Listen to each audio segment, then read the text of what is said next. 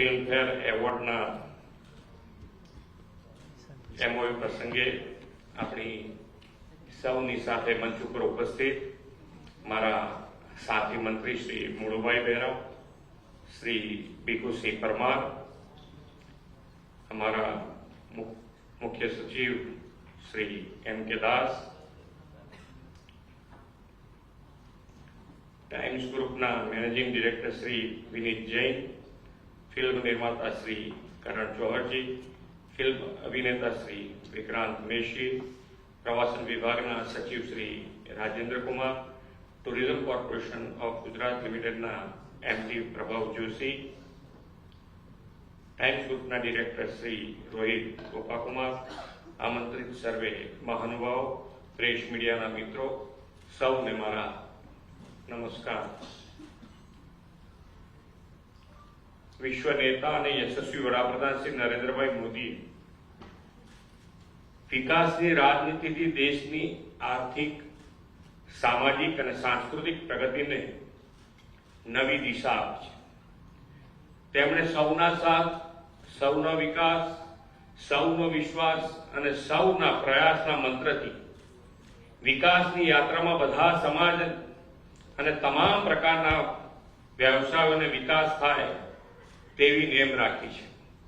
ગુજરાતના સર્વાંગી વિકાસના પરિણામે પાછલા વર્ષોમાં અન્ય ઇન્ડસ્ટ્રીઝ સાથે ફિલ્મ ઇન્ડસ્ટ્રીનો પણ એટલો જ વિકાસ થયો છે। ગુજરાતમાં આંતરરાષ્ટ્રીય સ્તરના પર્યટન સ્થળોના વિકાસ તથા કુદરતી સૌંદર્ય, રણ અને દરિયાના કારણે સમગ્ર ફિલ્મ ઇન્ડસ્ટ્રી ગુજરાતના સ્ટ્રેટેજિક લોકેશન તરફ આકર્ષાઈ છે। ગુજરાતના આંગણે ગયે વર્ષે સૌ પ્રથમવાર 69મો ફિલ્મફેર એવોર્ડનું ભવ્ય આયોજન થયું। તેની સફળતાના પગલે સતત બીજી વાર ફિલ્મફેર એવોર્ડના આયોજન માટે राज्य सरकार और वर्ल्ड वाइड मीडिया वच्चे आज एमओयू थया छे। राज्य सरकार की प्रोएक्टिव पॉलिसीज और डेवलपमेंट माटेना पॉजिटिव एप्रोचनु आ परिणाम छे।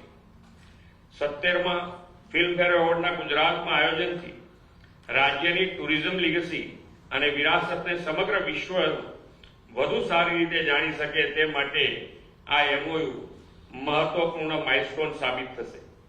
वडाप्रधानश्रीनो विरासत बी विकास बीनो मंत्र पण साकार थशे एवो मने विश्वास छे। आदरणीय नरेंद्रभाईना दिशा दर्शનમાં राज्य सरकारे फिल्मोने प्रोत्साहन आपवा माटे गुजरात फिल्मिंग इंसेंटिव स्कीम उपरांत सिनेमेटिक टूरिज्म पॉलिसी अमलमां मूकी छे। तेना परिणामे विकासना मॉडेल तरीके जाणीतुं बनेલું गुजरात हवे फिल्म उद्योगનું हब बनी રહ્યું છે। FDI અને બિઝનેસ ઇન્વેસ્ટમેન્ટ સાથે હવે એન્ટરટેનમેન્ટ ઇન્વેસ્ટમેન્ટ માટે પણ ગુજરાત માનીતું ડેસ્ટિનેશન બન્યું છે। ગુજરાત કોન્સેન્ટ ઇકોનોમીનું પણ એક મોટું સેન્ટર બની રહ્યું છે। થોડા મહિના પહેલા અમદાવાદમાં યોજાયેલા કોલ્ડ પ્લે કોન્સર્ટથી સમગ્ર વિશ્વમાં ચર્ચા છે। 1 લાખની બેઠકની ક્ષમતા ધરાવતું અમદાવાદનું નરેન્દ્ર મોદી સ્ટેડિયમ અનેક લોકો માટે આકર્ષણનું કેન્દ્ર છે। તે દર્શાવે છે કે અમદાવાદ મોટા કોન્સર્ટનું આયોજન કરવા કેપેબલ છે।